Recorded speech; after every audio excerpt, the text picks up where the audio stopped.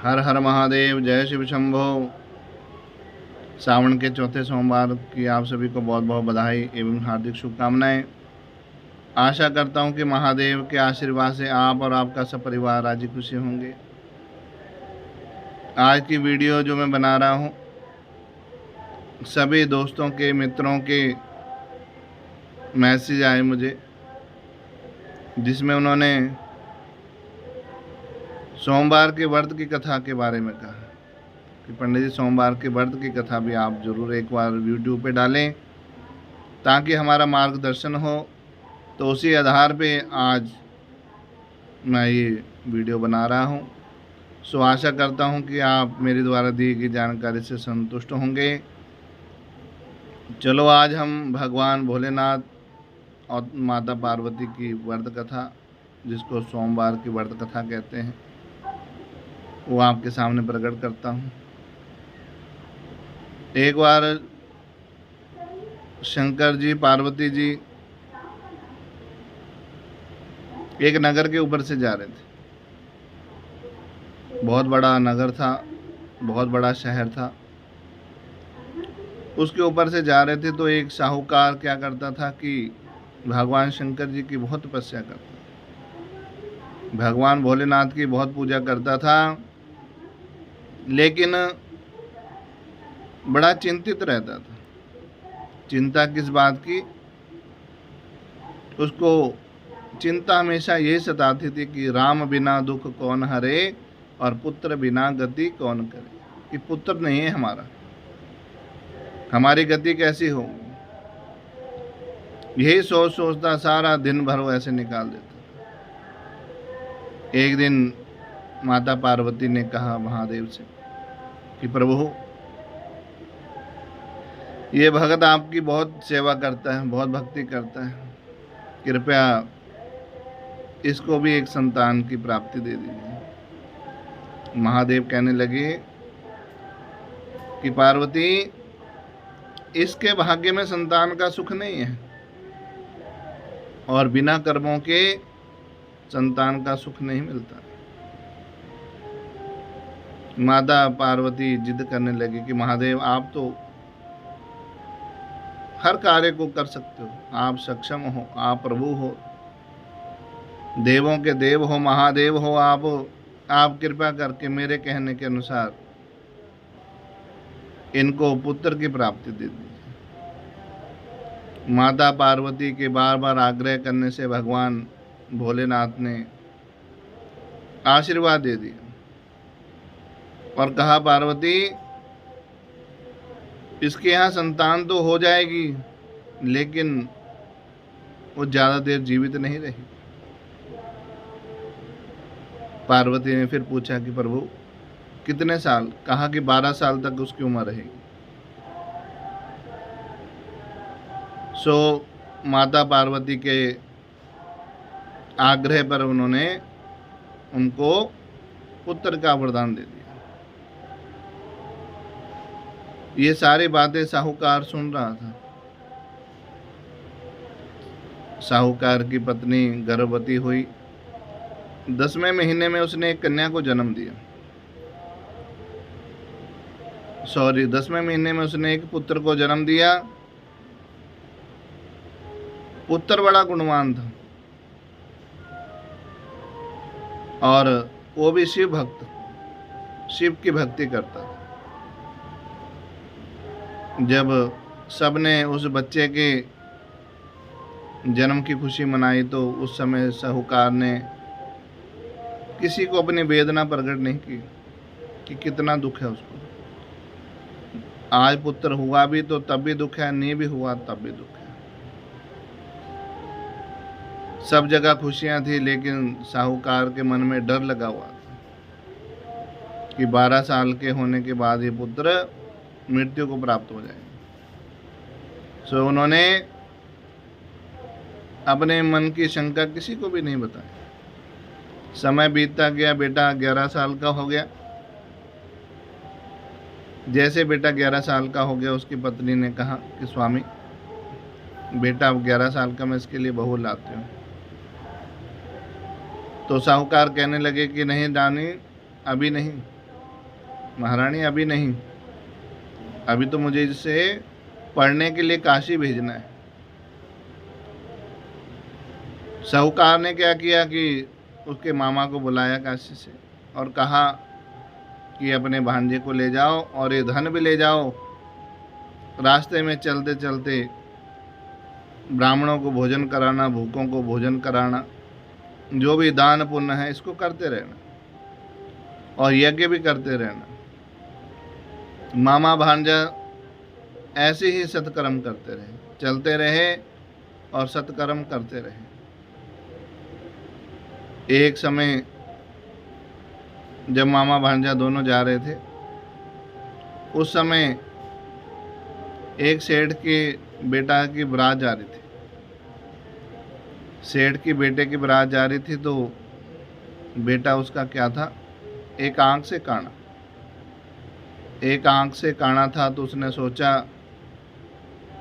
कहीं रानी राजा के द्वार बारात जाएगी, रानी मेरे बेटे को देख के कहीं बारात ऐसी ना लौटा दे।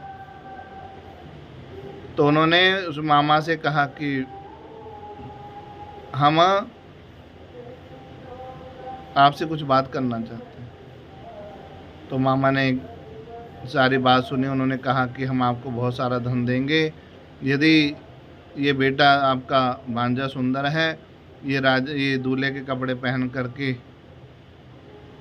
उस रानी के साथ विवाह कर ले और ज़्यादा समय जब वापस में बारात जाएगी तो मेरा बेटा सेहरा सूरा बांध करके बारात वापस ले जाएगा।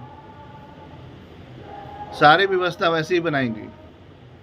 सारे फेरे फूरे जब हो गए, मंडप पूजन हो गया, तो उस मामा के भांजे के मन के अंदर देखो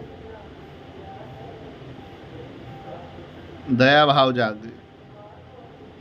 उसके मन में ये हुआ कि ये अच्छा नहीं है। उसने रानी की चुन्नी से लिख दिया कि तेरा पति ये नहीं, ये तो काना है, तेरा विवाह तो मेरे साथ हुआ है और मैं काशी पढ़ने के लिए जा रहा हूँ। ऐसा लिखकर वो वहाँ से चले गए। काशी में पहुँच करके उन्होंने बहुत बड़ा यज्ञ किया। यज्ञ किया तो उस समय उसकी 12 साल की उम्र हो गई। यज्ञ किया तो बाहर यज्ञ चल रहा है। उसने अपने मामा को कहा कि मामा आज मेरी तबीयत कुछ ख़राब सी लग रही है। मामा ने कहा कि जाओ अंदर जाके आराम करो। अंदर जाके जब आराम किया तो उस समय उसके प्राण निकल गए। प्राण निकल गए, समय पूरा हो गया, बाहर यज्ञ चल रहा था। मामा ने अंदर आके देखा कि ये तो मर चुका है, लेकिन मामा ने संताप नहीं किया। अगर संताप करता, दुख प्रकट करता तो बाहर यज्ञ अधूरा रह जाता। उन्होंने फटाफट बाहर यज्ञ संपूर्ण किया, ब्राह्मणों को भोजन कराया और जब अंदर आया तो फिर विलाप करने लगा, रोने लग गया, चिल्लाने लग गया। उसके विलाप को सुनते हुए कहते महादेव और पार्वती वहाँ से जा रहे थे। जब विलाप का शब्द सुना उन्होंने तो जो शंकर जी पार्वती जा रहे थे ऊपर से, तो उन्होंने देखा कि यहाँ विलाप इतना क्यों हो रहा है, यहाँ तो यज्ञ हो रहा है, यहाँ एक जगह रो रहे हैं, क्या कारण है। जब वहाँ पे आके देखा उन्होंने तो देखा कि ये तो वही लड़का है जो साहूकार का बेटा। पार्वती ने आग्रह किया कि प्रभु इसको उम्र का वरदान दे दीजिए, इसको दीर्घायु का वरदान दे दीजिए। महादेव पार्वती के आग्रह से बड़े प्रसन्न हुए और उस पुत्र को उन्होंने पुनर्जीवित कर दिया।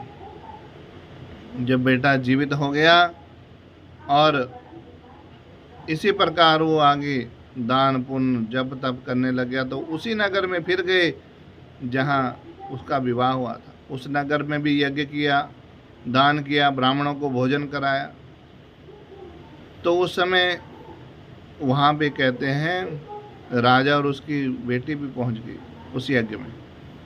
उस बेटी ने उस अपने वर को पहचान लिया। राजा उसको अपने साथ ले गए और अपनी बेटी का विवाह बड़े धूमधाम से उसके साथ कर दिया और बहुत सारा धन लेकर के उनको विदा कर दिया। आज देखो भगवान की ऐसी अपार कृपा से, माता पार्वती के आशीर्वाद से, भगवान भोलेनाथ के आशीर्वाद से आज वो अपने घर लौटा। जिस समय घर लौटा तो उस समय उसके माता पिता छत में बैठे हुए थे, सोच रहे थे कि अगर बेटा जीवित आ गया तो नीचे उतरेंगे, अगर नहीं जीवित की खबर सुनी हमें तो हम ऊपर से अपने कूद के अपने प्राण त्याग देंगे। तो उसके मामा पहले गए, मामा ने सारी बात बताई, लेकिन उन्होंने यकीन नहीं माना, साहूकार ने और साहूकार की पत्नी।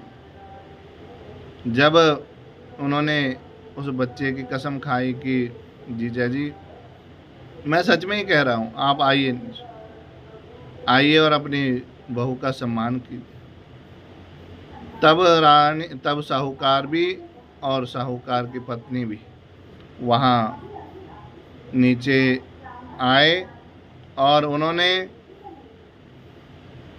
अपने बेटे के साथ बहू का भी सम्मान किया। भगवान भोलेनाथ का बहुत बहुत धन्यवाद किया और भगवान से प्रार्थना करने लगे, हे प्रभु, जिस प्रकार आपने हमारे सबकी मनोकामनाओं को पूर्ण किया है, उसी प्रकार जो आपके सोमवार के व्रत करेगा उनकी भी सभी मनोकामना आप जरूर पूर्ण करना। इसी भाव से उन्होंने हर सोमवार को व्रत करना शुरू किया और इस जीवन में चिरकाल तक सुख भोगते हुए अंत में भगवान के बैकुंठ में चले गए। बोलो शिव शंकर भगवान की जय, बोलो माता पार्वती की जय। इसी प्रकार जो भी श्रद्धा भक्ति से सोमवार के व्रत की कथा करता है, व्रत कथा को करता है, उसके सारे मनोरथ महादेव पूर्ण जरूर करते हैं। इसमें तनिक भी संशय वाली बात नहीं है। सो आशा करता हूँ कि मेरे द्वारा दी गई जानकारी से आप सभी संतुष्ट होंगे। हर हर महादेव, जय शिव शंभो।